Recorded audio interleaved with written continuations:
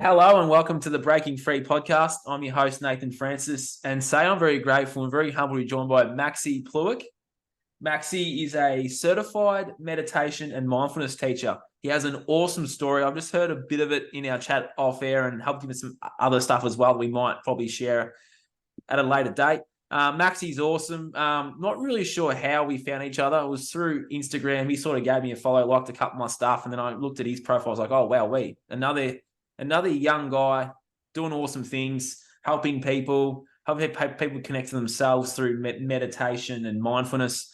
It's a really, really big topic and a really big thing right now. A lot of people are looking for alternative ways of healing and helping themselves. And Maxi's only 21 years old, and it's very impressive that he's dabbled in this so early. And I'm looking forward to seeing what's in store for Maxi. He's got a very, very bright future. So, Maxi, welcome to my show today, mate. You're from Germany, currently in Spain. So, haven't had someone from Europe on my show before. So, I have been to Germany. For those out there, I have been to Berlin and Munich. But Maxi, welcome to my show today. I'm really looking forward to this interview, looking forward to chatting with you and hearing about your story and how you became a certified meditation and mindfulness teacher at only 21 years of age. And that's super impressive. You should be very proud of yourself, mate. And welcome.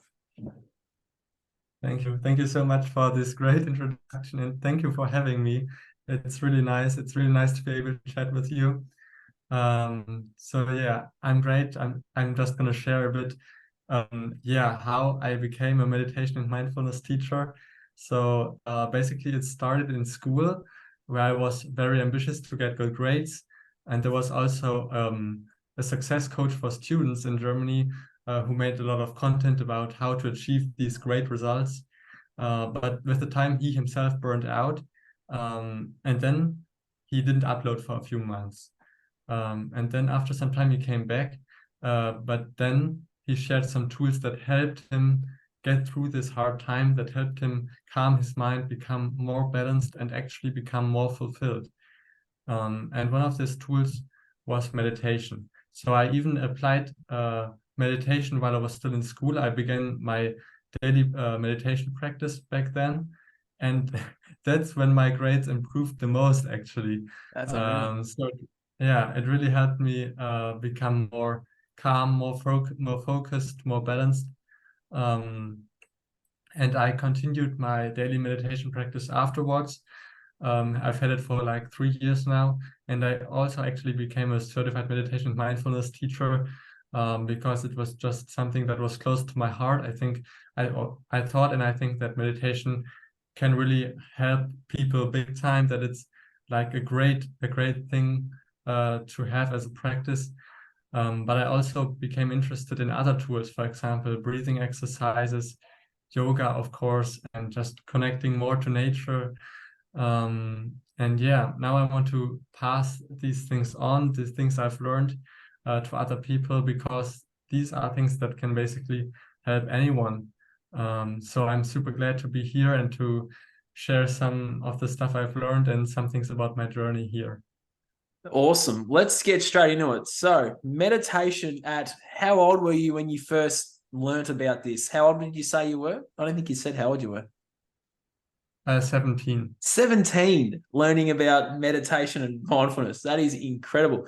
Can you tell me, so with that, so you said you had a meditation practice. Let's delve into that first, I reckon. So can you tell my viewers, my listeners, what's your meditation practice look like? Are you doing like a guided one on YouTube? There's so many guided ones. Are you doing like your own thing now? Like, how did all this transform? Yes, that's a great question, because I tried out many different things over the time. At the beginning, I did do a lot of guided meditations. It was just super easy. I just sit down and listened to what the voice was saying, and it was really calming and helped me empty my mind, for example. But nowadays, I just set a timer. I don't do guided meditations at the moment. Yep. I just set a timer for 30 minutes, and then I just sit down. And my goal isn't even to meditate, but to just be. And whatever thoughts may arise, they are allowed to be, and they are also allowed to just flow away again. Like I'm the clear blue sky, and the thoughts are like clouds, and they are allowed to come and go. But at the end of the meditation, it might happen that there are like no more clouds and the mind is totally clear. But that's not even fully the objective, because also when there are a lot of thoughts coming around and going on in the mind, the meditation is still helpful because it helps to like purge these unnecessary thoughts if they are unnecessary, and get them out of your system, and you still feel much more balanced and calm afterwards usually. Interesting. So when you're sitting there doing your thing, mate, I know for me a lot of feelings and emotions come up, and you did touch on that. Do you, for anyone out there that's young and listening to this, mate, they probably want to know, like, when I sit down and do my meditation practice, which we can discuss later as well, but I just want to know, and people out there want to know too, do you have those feelings come up? And I know we're going to go deep here, but I know for me, a lot of feelings come up for me too. And it's like people don't want to do that because feelings and emotions will come up they're not necessarily ready to deal with. How were you able to, well, you use the word purge. How are you able to purge those feelings, dude? Because a lot of people, especially our age group, I know I'm a little bit older than you, but a lot of our age group, they don't really necessarily want to do this stuff because it's going to bring up the feelings and emotions. Oh yeah, what comes up? How do you deal with that? And what comes up for you, bro? So that's another great question, because the thoughts themselves are often attached to emotions. So naturally also emotions come up during meditation. And yeah, that can be hard, but the idea is to let them move through you. If they point towards something really important, for example, oh, I need to call this person, I've been forgetting it for so long, then you can of course take a note, of course. But in other cases where it's not that urgent, you can just keep having your eyes closed and let the emotion move through you. I know it can be hard, but you want to acknowledge the emotions. It's fine that they're there. And also this method is one of the methods of getting them out of your system and like cleansing your emotional body, I would say. And in the long term, it's just good for you. And know that it's mostly safe. I would say it's safe for most people. And if it becomes too difficult and you think that like, oh, I can't stand this anymore, you're definitely free to like stop meditating on that day and just call it a day. and then maybe come back to it later again. But the important thing I would say is to just try it out and see how it goes. I would say that's the most important thing. Interesting.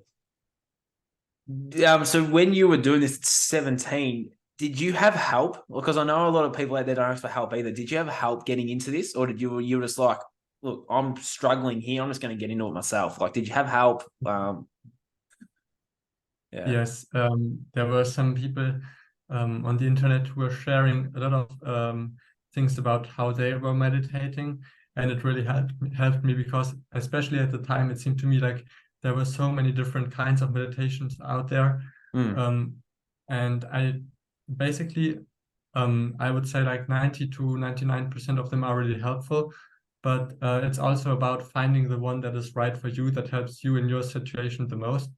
And I'm glad that I found the kind of meditation that helped me the most, which was basically just connected to becoming calm and realizing that I'm more than my thoughts and emotions, that I'm more than my physical body. And yeah, clearing the mind. That was helped me the most, was what helped me the most. And also the guided meditations I found. I one specific person, he's called Moran. I used to do his guided meditation in the beginning, like on a daily basis. So that was what really helped me in the beginning. That's awesome. We can put a link to his stuff down the bottom if you like. You can send me that. We'll put it down in the show notes for people to go and have a look at this Brent Moran stuff. Just another question for you, mate. How did all of this transform your life? So obviously your grades improved, but like, we'll go deep again. Did your self-confidence improve, your self-worth, belief in yourself too? Like, did all of that transform you? the last few years, mate? Yes, I would say the most important thing that it did was it gave me a much broader view on life. So I wasn't too much in a tunnel view anymore, because if I would I have been in a tunnel view, I would probably have stuck to a normal path, just going to university without like thinking about anything else. Maybe also keep like consuming alcohol now and then, and yeah, just I don't know, pursuing a normal path, which is totally fine. But this way, I was able to zoom out a bit and also notice more of my strengths and potential. And I noticed that, hey, maybe there's more to this life than what like the media and so on suggest. Maybe there's more ways to live my true potential. And I think that's one of the major ways that meditation has helped me, apart from just making my mind more calm and balanced. That's super powerful. I love what you said about like what the media suggest. I know you know about all the programming as well, which is really, really powerful for someone your age to actually understand this. And that's, you should be so proud of yourself, man, for what you've been able to do here, because not many men your age are doing this, mate. But I'll just quickly add, do you consume alcohol, or do you do these things that like everyone else your age, our age is doing? Are you doing these? Are you doing these things, or did you quit? Like, how's that for you?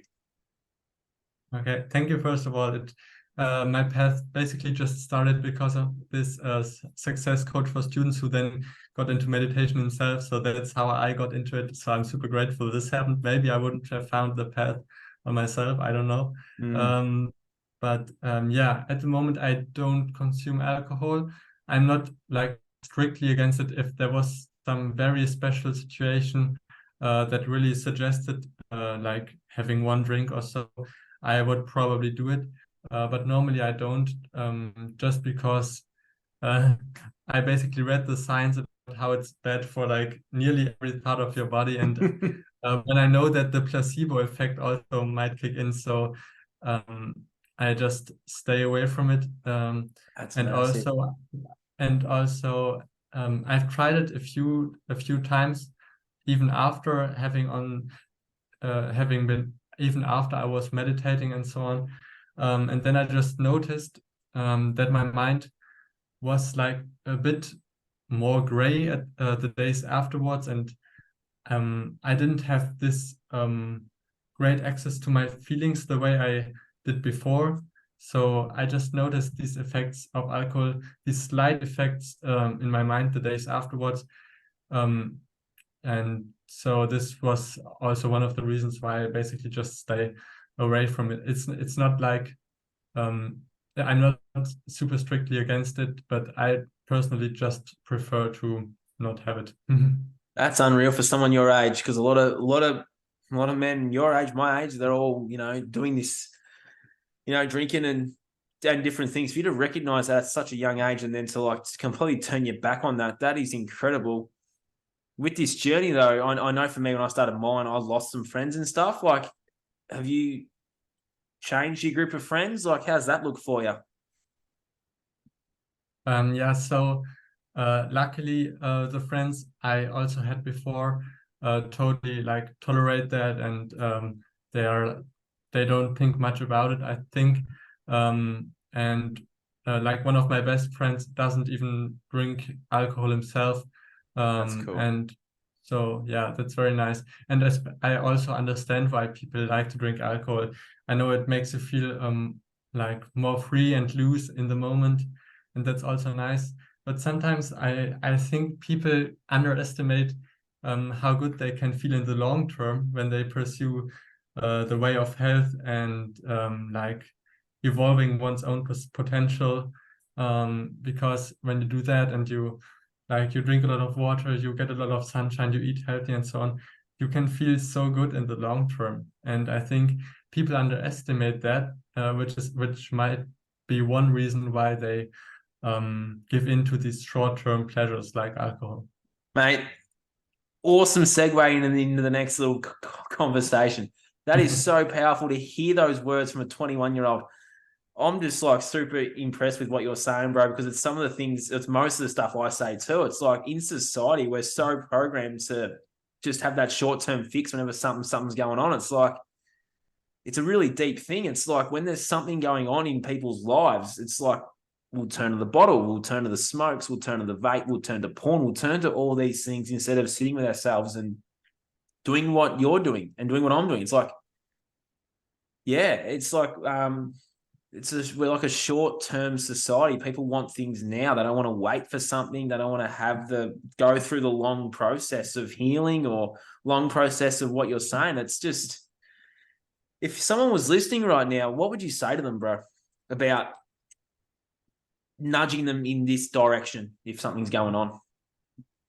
Okay, yeah, great question. This is something that can be done bit by bit.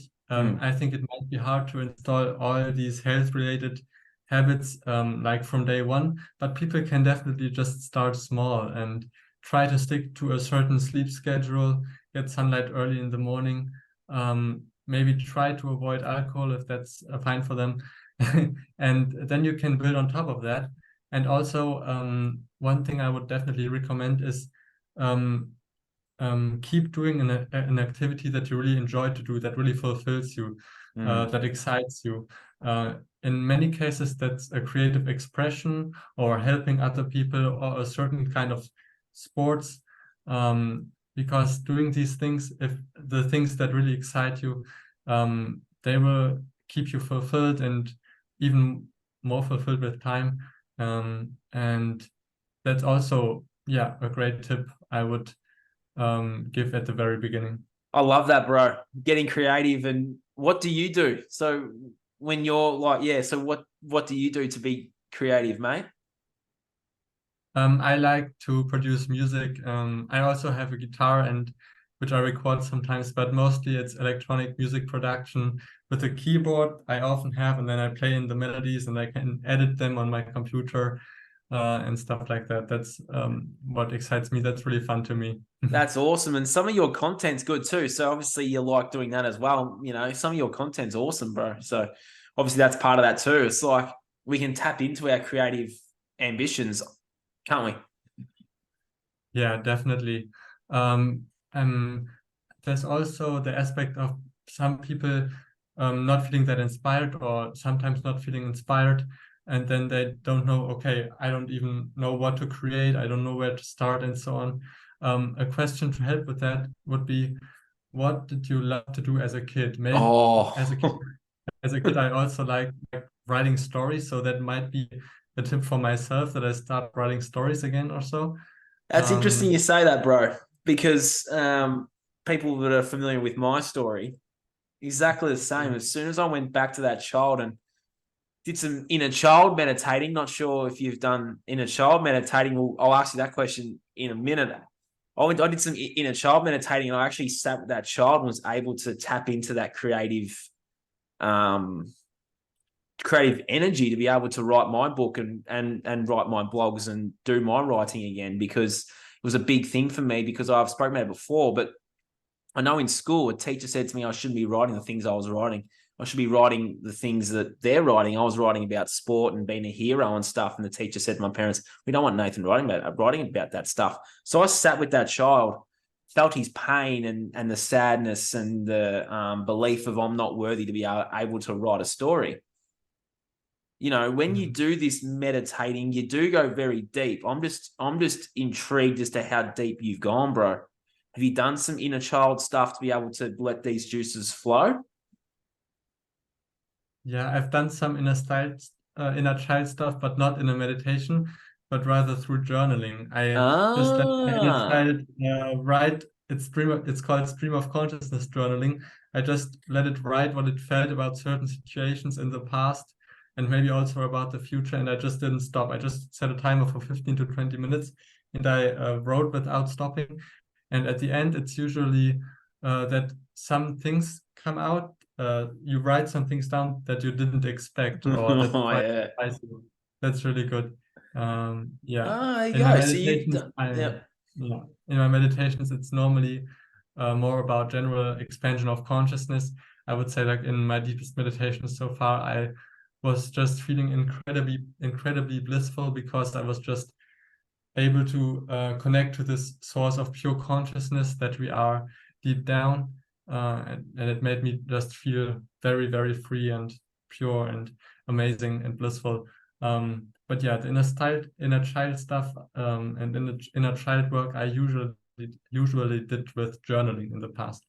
That's interesting, because a lot of people with the inner child stuff turn to the meditation, and that's interesting. You do it with the journaling. I know for me, it's sort of a bit of both for me. I can sort of do it when I write. So whenever I write a blog, a lot of that's healing my inner child, especially those deep ones. But yeah, that's awesome. You can do it through journaling.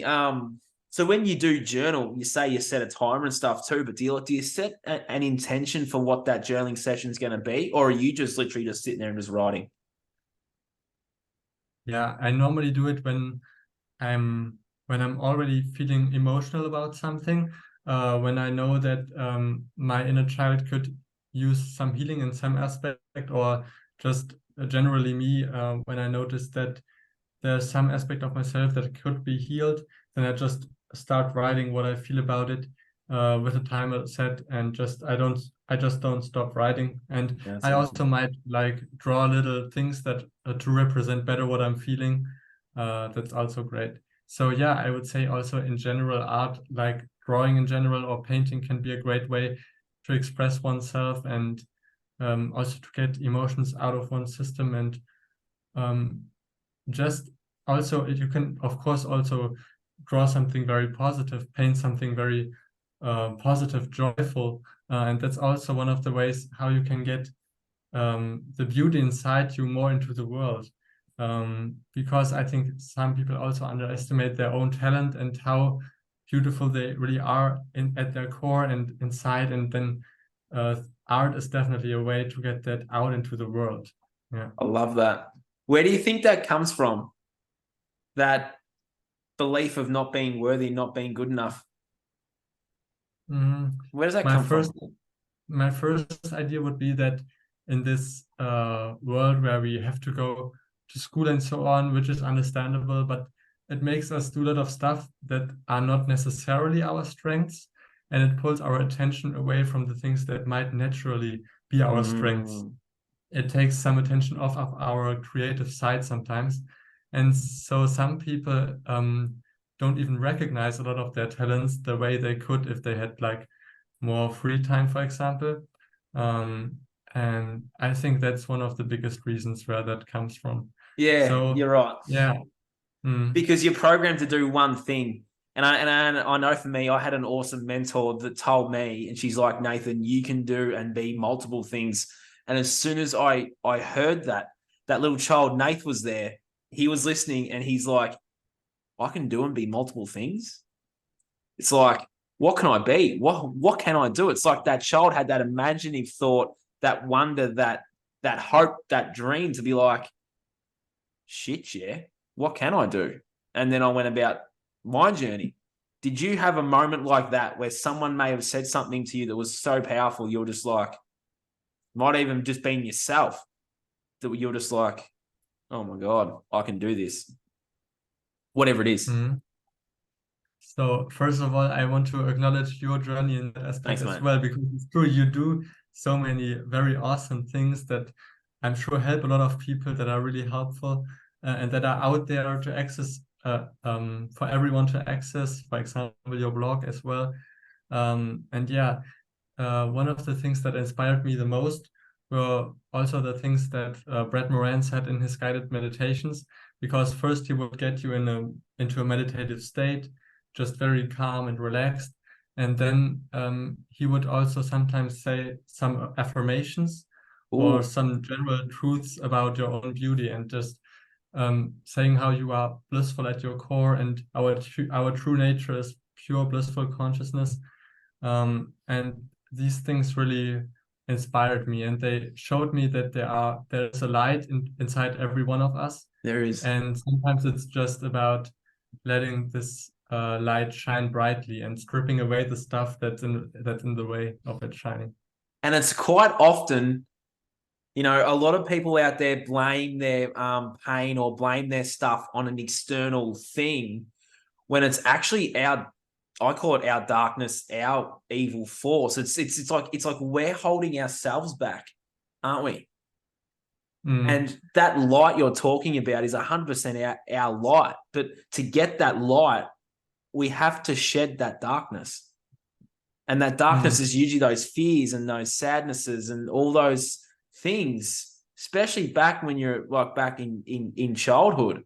Do you see that too? It's like that light's ours, but we got to get that darkness and those emotions out for that light to come in. Because once that light Yeah. comes in, dude, I don't know about you, but once that light comes in, that light is just shining so bright, and it's like something or nothing is, pardon me, is ever going to take that away from me again. How do you see that, mate? Yeah, I think that's super well said. I think we all experienced stuff, for example, in our childhood Mm, that shaped us or that had some negative effects on us and that made us a bit more fearful about certain things and doubtful maybe about ourselves. And I think a big part of finding wholeness again and really shining bright is healing these things mm, or yeah, like shining some consciousness onto these things. Um, and this can also, of course, be done through natural therapy, but there are also some other things I think that help. And I think the most important aspect is that love is a great healing force. For example, of course, love by parents, love by other people, or very loving communities that accept you the way you are unconditionally. These can be very healing experiences, and yeah, the more you do this inner healing, the brighter your light can shine, I think. 100%. You missed one aspect of the love, bro. You said everything else. It's like self-love. Yeah, that's also true. How were Definitely. you when you were a child or when you were a bit younger? Did you have self-love issues? I know it's a real big issue amongst all of society, really. People, it's in the media, as you said before, in the media, it's viewed as this, oh, he or she loves themselves. It's an arrogant, like a real arrogant thing. It's like, no, if someone loves themselves, it's not necessarily an arrogant, pig-headed thing. It's quite the opposite. How were you someone that had struggled with self-love? Mm, I wouldn't really say struggle because I rarely have like negative self-talk. I never in my mind I never say, "Oh, I'm such an idiot" or so. But But I did you am really used to say very that stuff though? Were you no someone that no. used to say that? No. Oh, okay. I was often very solution oriented, and I used to say in Ah, my mind, "Oh, I shouldn't have done that. That was stupid," but I never insulted myself. But I still am very solution oriented, and I often think about the future and how I want to do stuff in the future.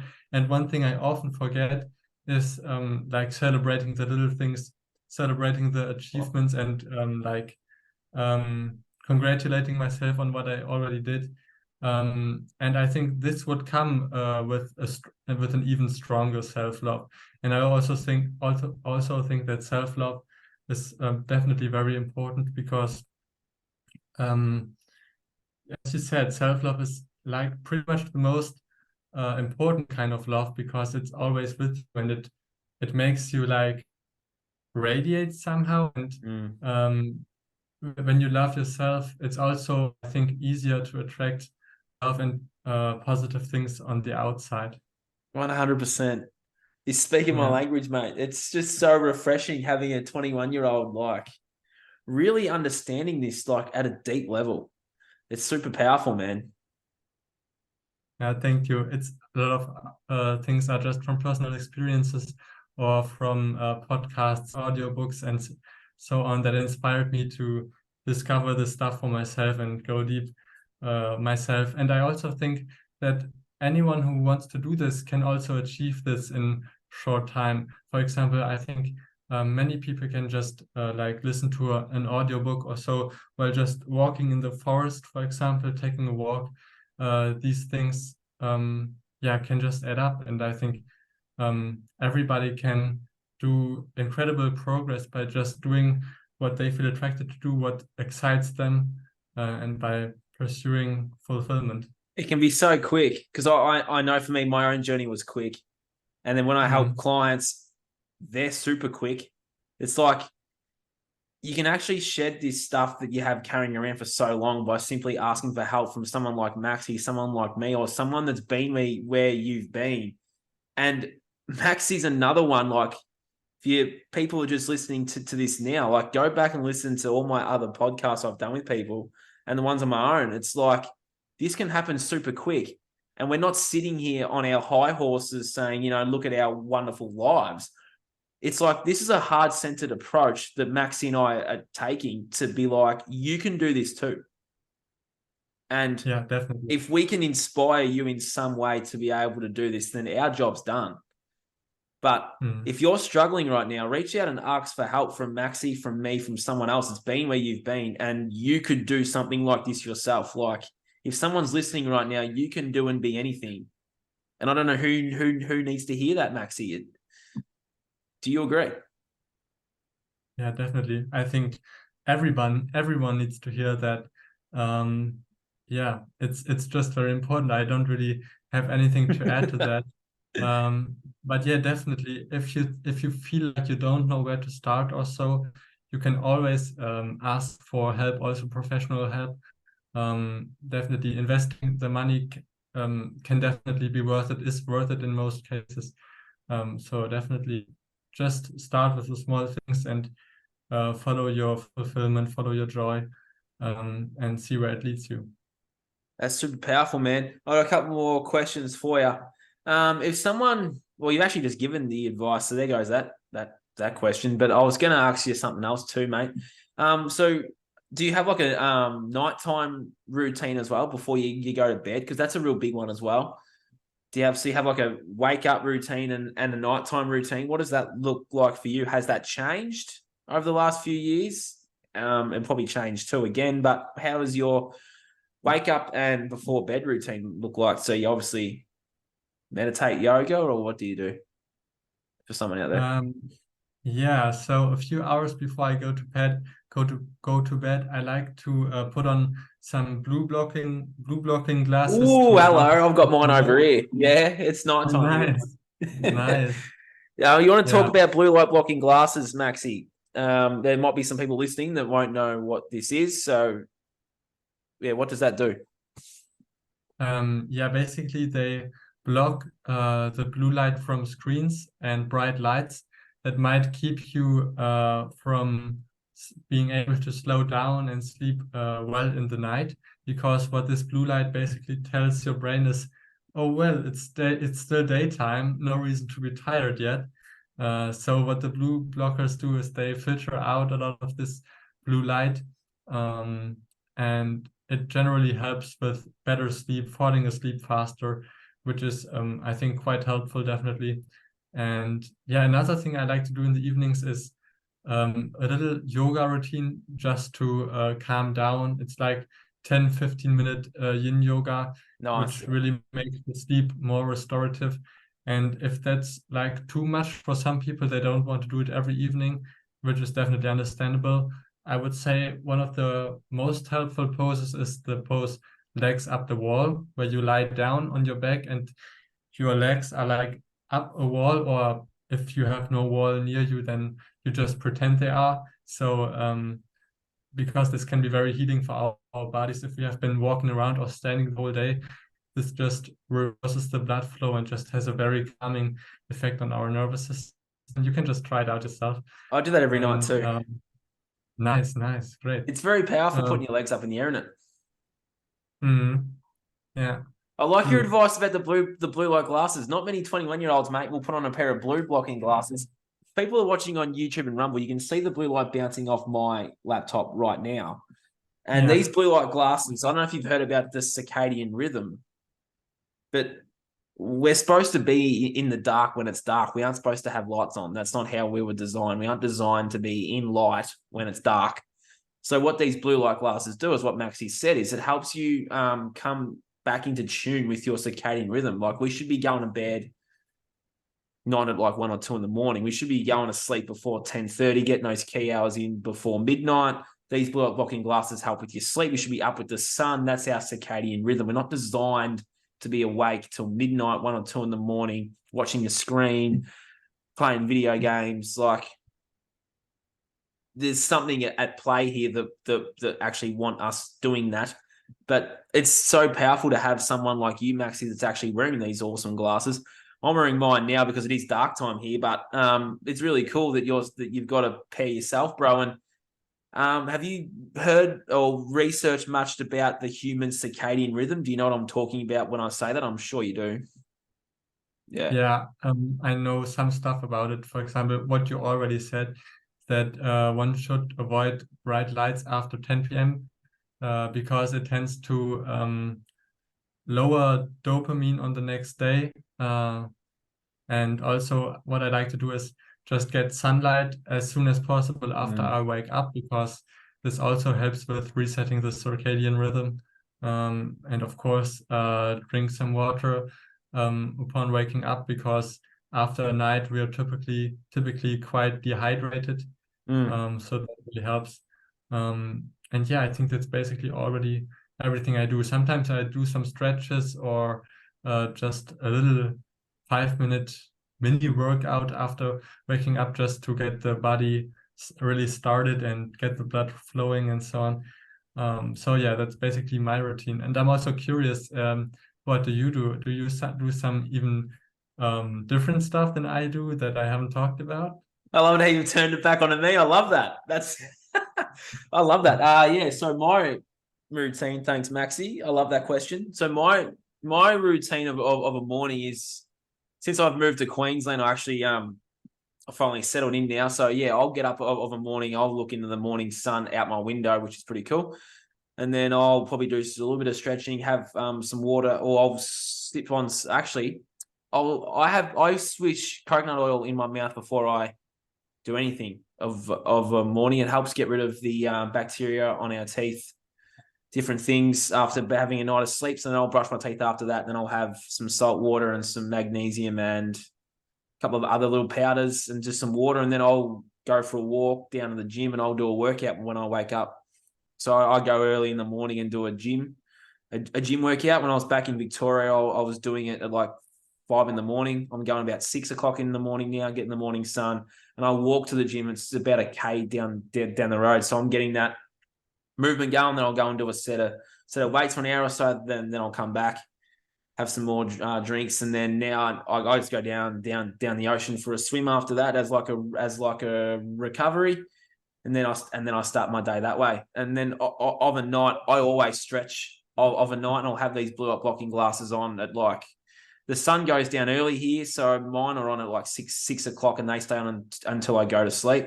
They've been off me tonight because I had my other glasses on, but as soon as you said blue light, I put them back on before I go to sleep. So I'll stretch for probably 15 minutes, mate. I'll have the legs in the air like you were saying. I'll do some static stretches, help my body relax. I'll ask myself some questions of how I conducted myself today and what feelings have come up, different emotions. Sometimes I'll journal.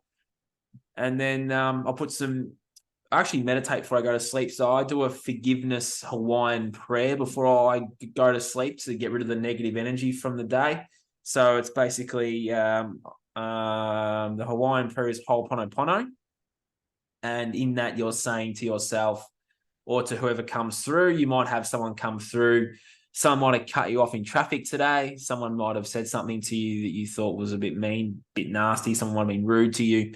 So they might come through to you and you say, I'm sorry. Please forgive me. Thank you. I love you. You say like over and over and over and over again until you let go of that emotional, whatever it is. So I do that for probably, it's about a 15 to 20 minute one. I might send it to you actually. And then after that, I'll put on some hypnosis. It's really good to be in that, as you know, that theta brainwave state before you go to sleep for reprogramming of the psychological subconscious mind stuff. So I'll listen to a recording about self-love or self-worth or wealth or removing negative thoughts. I'm currently listening to removing the negative thoughts one because I've just moved from Victoria to here. So I've had some thoughts and stuff come up about that. So Mr. P is really good. She'll walk you down a flight of stairs. I'll listen to that before I go to sleep. Sometimes I fall asleep listening to that, and I wake up and don't know what time it is, but they're really good. That's sort of like my nighttime routine. It's always a stretch. It's meditation, and then it's hypnosis, and then it's sleep. Then I wake up, go to the gym. That's sort of what I do, mate. It's very Nice, structured. awesome. Sounds great. Do you find with your routine, mate, that if you, a lot of people out there, what's the word I'm looking for here? It'll come to me. A lot of people out there will believe that they do so much. How do they find the time? What's your answer to that? Mhm. If someone was to ask you after this, how do you find the time for all that? Yeah, I think basically it's just about setting priorities. Just see where you might be losing time during the day. For example, Yeah. I recommend not going on social media like too often, but rather in two big chunks, maybe one time after dinner and one time, I don't know, even later in the day, but make it two big chunks, for example, and don't go onto social media like again and again during the day. And then also see how in which other ways you might be losing time during the day. For example, I don't know, you maybe you could cut down a bit on things like Netflix or Yeah. stuff like this. So And removing distractions. yeah, Yeah. definitely. Yeah, and yeah, that's a great thing to say, because also when you work, you can make it more productive and you can achieve more in less time by avoiding distractions, by putting your phone into flight mode, for example. And then you can start incorporating habits. For example, if you want to start a daily meditation practice, you can also start small with just 10 minutes a day. This should be achievable for everyone. And you can also use waiting time, for example, in clever ways. For example, if that's fine for you, you can even meditate on a bus if you can't do it any other way and you're on the bus anyway. Yeah, just Especially if get you're a stuck bit. in traffic. If you're stuck in traffic and you're sitting in the car with nothing to do, and you're, instead of getting frustrated at the fact that you're stuck in traffic, you could just do a couple of deep breaths and say, I'm grateful for the universe today. I'm clearly stuck in traffic. You can say some affirmations to yourself. You can say, I love you to yourself. You could say, you can do breath work. Like there's so many other things we could be doing. We're stuck in traffic instead of going off at the fact that we're stuck in traffic. So yeah, definitely well said. Because there's, you can do some breath work and stuff. Yeah. Yeah. I mean, every situation can be good for something. For example, I used to get annoyed about when I had to do something that I didn't want to do that kept me from being productive, but I could have embraced it more and see it as a break that helps me like restore my energies and to have some downtime and just enjoy myself. So any situation can be good for something and can be used in a positive way. And if nothing else, something that happens that you don't prefer helps you see more clearly what you do prefer by contrast. So you can always like have your learnings from something and use any situation in a positive way. Also, if it feels a bit hard sometimes. That's awesome, man. That's really powerful for a 21-year-old to recognize that and to say the things you have in this chat today, mate. It's been really, really awesome. We'll finish off with a couple more questions. If someone was listening out there, mate, that's probably our age, might be older, younger, doesn't matter. Someone out there is listening, mate, and they're struggling and they've listened to us talk about this stuff today. What would be your advice for these people to go away and start their journey? What would be your advice to someone that's listening?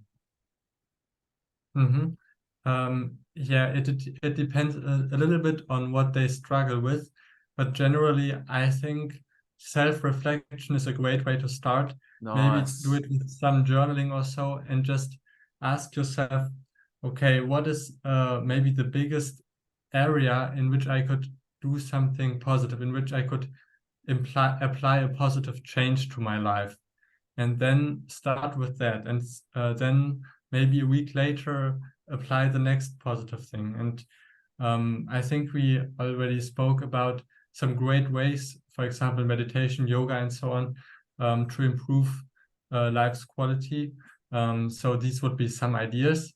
But yeah, don't be afraid to try stuff out, to see what works for you, what doesn't work for you. Don't stress yourself out. You have more time than you think, and you can definitely do it step by step.